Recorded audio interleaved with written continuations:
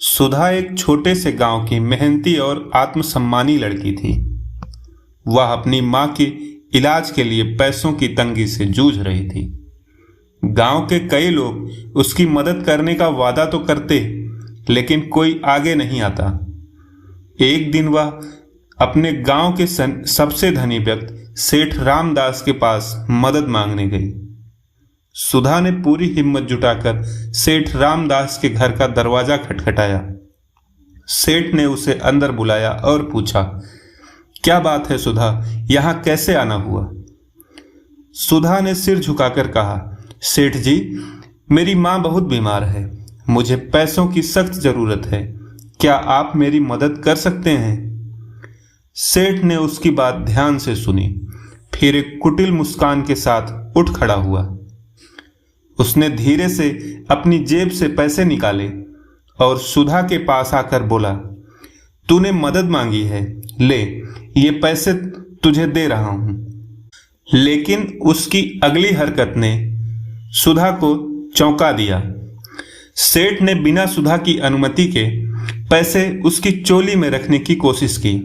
सुधा स्तब्ध थी, उसके आत्मसम्मान को गहरी ठेस पहुंची। वह तुरंत पीछे हट गई और अपनी आंखों में आंसू लिए बोली, सेठ जी, मुझे पैसे नहीं, इज्जत चाहिए।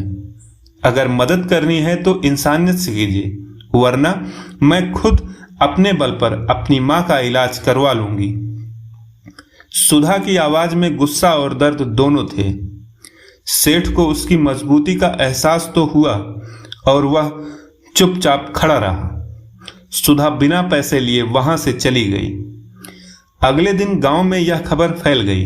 लोग सुधा के साहस की तारीफ कर रहे थे। उसी दिन गांव के कुछ लोगों ने मिलकर सुधा की मदद करने का फैसला किया। सुधा को उस दिन भले ही सेठ से पैसे ना मिले हों, लेकिन उसने अपने आत्मसम्मान की लड़ाई जीत ली थी। सुधा के गांव में उसकी हिम्मत और साहस की चर्चा जोरों पर थी। गांव की महिलाएं खासकर सुधा की तारीफ बहुत कर रही थी। उसे देख सभी में आत्मसम्मान के प्रति जागरूकता बढ़ी। धीरे धीरे सुधा गांव की महिलाओं के लिए एक प्रेरणा बन गई। गांव के लोग सेठ से अब दूरी बनाने लगे।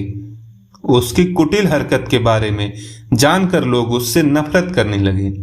सेठ को एहसास हुआ कि उसने अपने लालच और अभिमान के चलते अपनी प्रतिष्ठा खो दी है।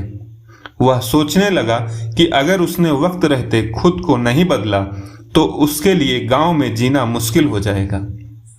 उसने पहली बार महसूस किया कि दौलत से इज्जत नहीं खरीदी जा सकती। एक दिन सेठ रामदास ने गांव की पंचायत बुलाने का अनुरोध किया।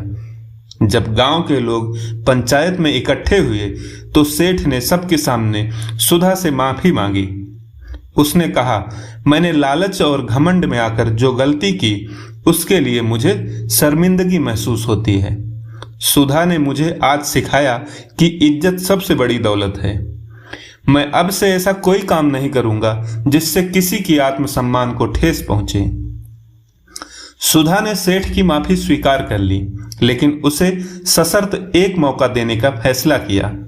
उसने पंचायत से कहा, माफी तभी मानी जाएगी जब सेठ जी गांव के गरीब और जरूरतमंद लोगों की मदद करेंगे, बिना किसी भेदभाव या शर्त के। और सबसे बड़ी यह बात, वह महिलाओं का सम्मान करना सीखेंगे। पंचायत के इस प्रस्ताव को मंजूरी दे दी गई और सेठ ने खुद को सुधारने का वादा किया।